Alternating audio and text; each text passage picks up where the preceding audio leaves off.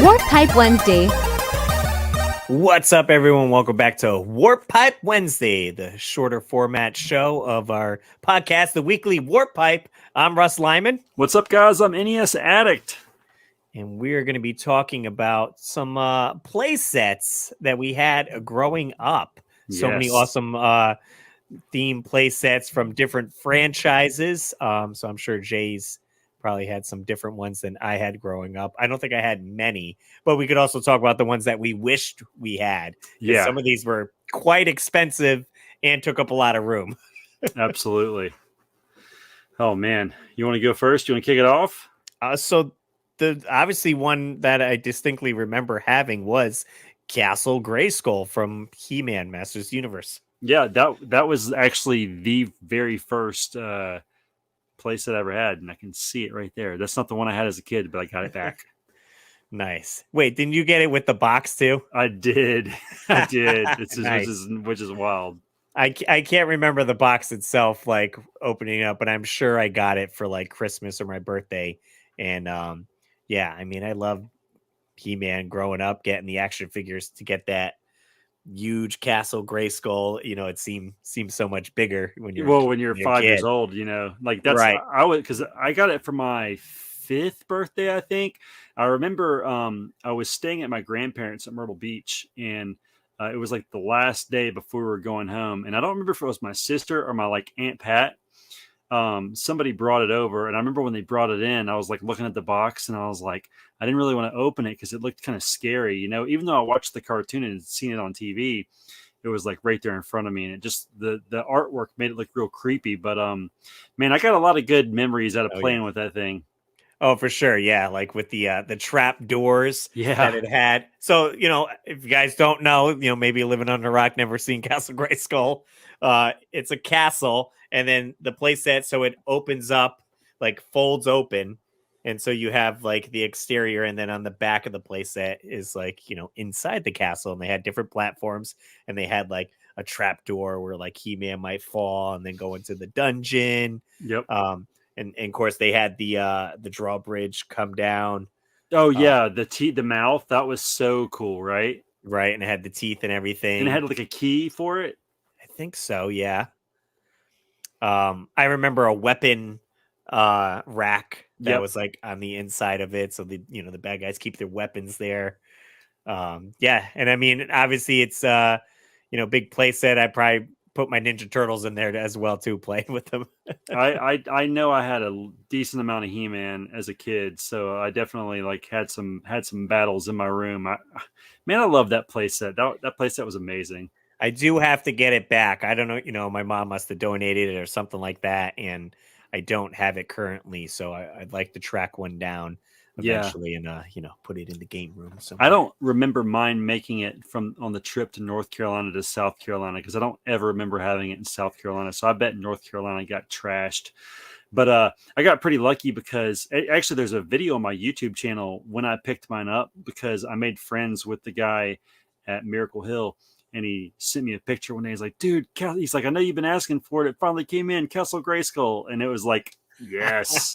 Nice. It was so good, dude. That guy killed it. Got me this sign. Was he the same one that got you the sign? Yeah. Dude, yeah, that guy's amazing. I love that dude. Yes, send that guy a fruit basket. Something, right?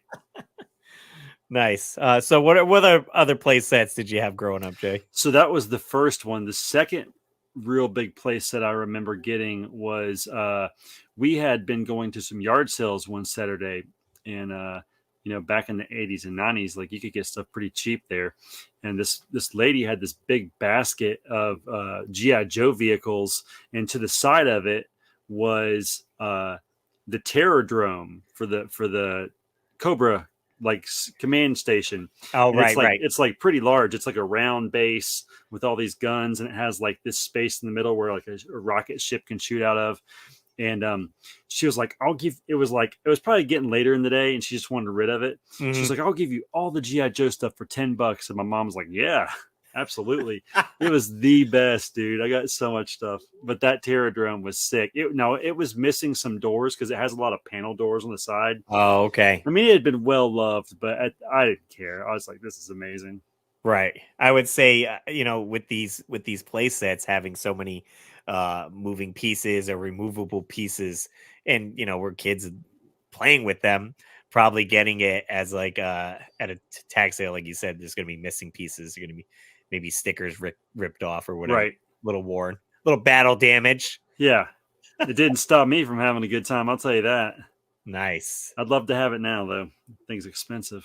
Oh, I bet. They had quite a few other play sets we could bring up. I never had any GI Joe play sets, but of course you got the two big ones. Either you had the aircraft carrier, The USS Flag, which I did see at a yard sale for $50 one time, and my mom looked at it and she goes, "Oh, I don't know where we would put it, Jay." right? Because what is it, like at least 5 feet you could park wide? a I would car on say. that thing. Because you actually get it lands like any of the actual GI Joe jets or whatever will fit on it.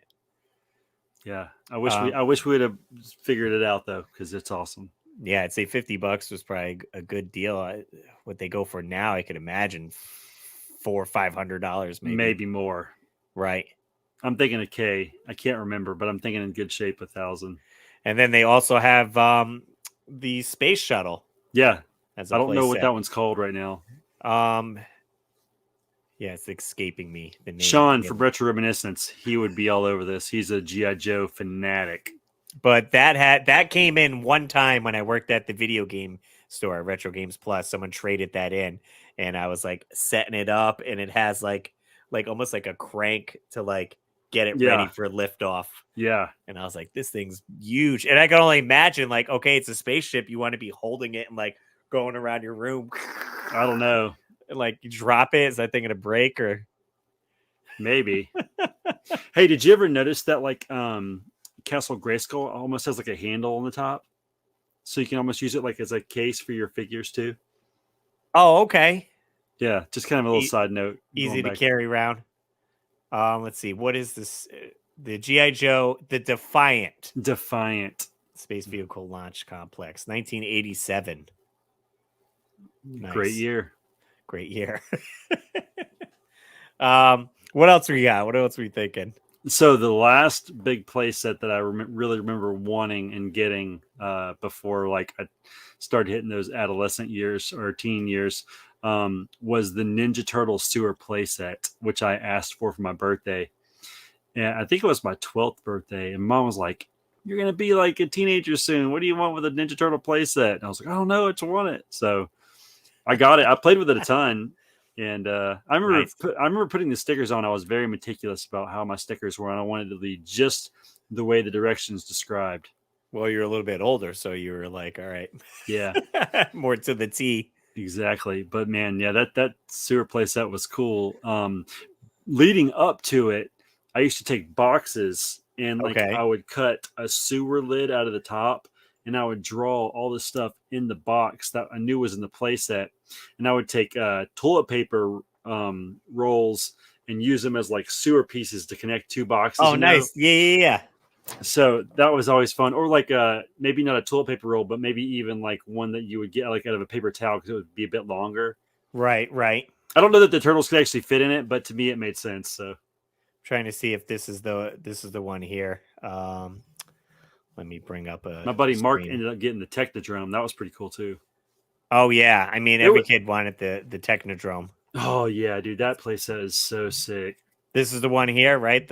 Yeah, I actually bought that again in like 2006 or 7, and I had like a really nice one. I think it had the box and everything, and then I'm selling it in 2010. Regrets. Oh, okay. Yeah, here's the will that open? No, that opened into a new window, so you can't see it. The technodrome. Yeah, I mean, I got the mini. I'm not sure what it's called. I'll see if I could bring up a picture. It's like a mini technodrome. Yeah, like here's the big one that. So this is the one I had here. Oh, okay. It's like a blue one with like some drills and stuff. Like I still have it to today, but every kid wanted the big technodrome. Yeah, you want the big dog with the eyeball. With the eyeball. That's right. The all-seeing eye. Yeah, and you got the prison and everything like there. You know what's funny? You see that little black spot in the very front? It looks like a sewer thing. Okay. Yeah. That portion connected to the pipe on the Ninja Turtle sewer, so they could connect together. How about that? So fun fact. Combining sets. I didn't think of that. Genius. When me and Steph went to Virginia Beach, we went to this giant toy store that we were going through, and it was like 2 floors. They literally had every single toy you can imagine. And I've seen they had not only Castle Greyskull, but they had Snake Mountain. Oh yeah. And it was like something, I think it was like Eternia. Oh like yeah, they do have an Eternia. Eternia is crazy looking. And I was like, what is this? I'd never seen this as a kid. That was from She-Ra. Yeah. Yeah, I think they've re-released Eternia, or they're getting ready to. I was watching it on Retro Blasting. Oh, is that the website? Retro Blasting is like a really cool YouTube channel that talks about toys that I enjoy. Oh, okay. Let's see. How do I put this back into? But Eternia is weird. It has like all kinds of like twisty thing. Yeah, looks like a roller coaster. Right. I was like, what is this? So I don't know if things go on here and like ride around. Yeah. But I was like, this thing looks sick. It's cool, right? I love the panther. And there's the box right there. It looks awesome. Eternia. I can only imagine seeing that as a kid. Oh man, it's amazing. You have any other experience with any other play sets, or did you have any that you wanted and never got? I mean, like, yeah, with the GI Joes, obviously I would have wanted the aircraft carrier. I believe my cousins had it, and I would go to my dad's on the weekend, and he lived at my cousin's house, so I'd kind of like see them playing with it. I don't think they would allow me to play with it because I was so much younger. And you've contacted these cousins to make sure they still don't have it, correct? They probably got rid of it at a garage sale. Stupid cousins. I'm trying to think other things I collected that had toy sets though. So I'll tell you this experience. Being the son of the pastor at the church next door, growing up, for some reason, one of our Sunday school groups the Sunday, we went to church at night too on Sunday nights. Okay. So the group we went to at like 6:00. For some reason, they thought it was appropriate to buy the Ghostbusters Playhouse. I'm not really sure what the purpose was. Just, I guess, just another toy for us to play with. Right. And okay. I got the privilege to put it together. And I remember sitting there putting it together. So I never had it, but I still have like this really unique experience with it. Nice. So a couple of years ago, I got it for my son. Sadly, he does not care about it whatsoever. I thought he would think it was the coolest thing ever, but clearly not, because it just sits in his room. Just sits in his room on display. So that's it. Blast. I know. I got him all the Ghostbusters and a couple of the ghosts that were re-released. Right, they did do the re-release. Yeah, I got him the Slimer, the Fearsome Flush, and the Eyeball, the Bug Eye Ghost, and then all 4 Ghostbusters. A little, I mean, maybe a little bit, but like, I was like, Colin, do you want these? And he's like, no. You're like, I'll put them in my games room. I may actually eventually. Fair enough. I wonder. So I don't know if this counts as a play set, or this may have to be another full separate episode. But essentially, they can combine into a play set. But I did collect a lot of the Micro Machines individual play sets. Oh, I had one of those. So you would get like a car wash, and it would like unfold. And then you would have the car wash, and then maybe I got a gas station, and then it can interlock into that. So you build your city with Micro Machines. Yeah, dude, those were actually cool. I had one set. I don't remember what the set was, but I remember, like you said, it folded open, so you could kind of store everything in the middle of it while you weren't playing with it. But I do remember that it had that connectability, feature that it could connect to other ones, so you could like you said, grow the city. Right, and I thought that was so awesome. I still have, I don't know what you would call it. It's almost like a airport hangar case where it has a red top, and then it would just like fold out like that, and it'd be like a little stuff in there. I wonder if I could just put like Micro Machines red hanger. Maybe. Good. Oh man. Oh, another really cool playset that kind of gets overlooked was, do you remember sectars? Yes. So sectars, they had these like animals that they could ride, and the animals were like puppets, so you could put your hands in them, and they were like, I don't know, like a dragonfly or something, right? Like a big dragonfly, looks like a bug, kind of has some fur on it. But the playset, they actually incorporated one of those puppets into the playset too, so it had like this like thing that could come out and like grab the sectars. I don't know the name of the playset, but if you get a chance to look it up after you're looking up the Micro Machines thing, you should do it, because it was a pretty unique playset, and it's pretty rare too. Nice. Yeah. So here's the what I had here, the Micro Machines. You can see it's like a carrying case. Like it looks like almost like a lunchbox. And then it unfolds and you got like a bridge. It looks like the Golden Gate Bridge. Oh, it looks like a toolbox. Yeah, or it could be a toolbox. Yeah. Yeah, it's sick. I love that. So that's pretty neat. And yeah, all the other play sets they had here, you could see that van, they re-released that van right there. Oh yeah, the Micro Machine Galoob van. Yeah. Nice. So sectars? Yes, sectars playset. TAURS or something. I can't spell. I don't know. We'll see. It'll still come I up. graduated from South Carolina. What do you want? Here we go. The Hive. The Hive action playset. And see that thing at the bottom that looks like a creature? This here, yeah. Oh, no, that was a spider looking thing. Yeah, because you see how it has like 5 things for your fingers. It almost looks like Castle Greyskull here. It's very similar, but such a cool playset. I feel like, and that's where it came out. See the hole it came out of? Oh yeah, huh? So cool, right? This looks huge because I know the figures are pretty tall. They are tall, yeah. Maybe. So I'm like, how tall is this thing? Like 3 feet? I don't know. That's a playset. I hope maybe I'll come across that one day at Miracle Hill. That would be a miracle. You never know, or at a game convention or something like that. Somewhere. That thing's cool. Certainly a lot of fun play sets. I'm sure we missed a ton, but those were a couple that we remember and want to discuss. You guys could let us know in the comments, which ones you had growing up. Did you have the turtle layer, technodrome maybe, or the big aircraft carrier? USS Flag. The USS Flag. You guys can catch full episodes of the Weekly Warp Pipe every Saturday at 7 a.m. and Warp Pipe Wednesday every Wednesday at 7 a.m. So you get 2 episodes for the price of 1. Amazing deal. Hey, if you guys want to give us a call, 949-682-9277. You guys can leave us a voicemail or a text message, and we'll read it on air.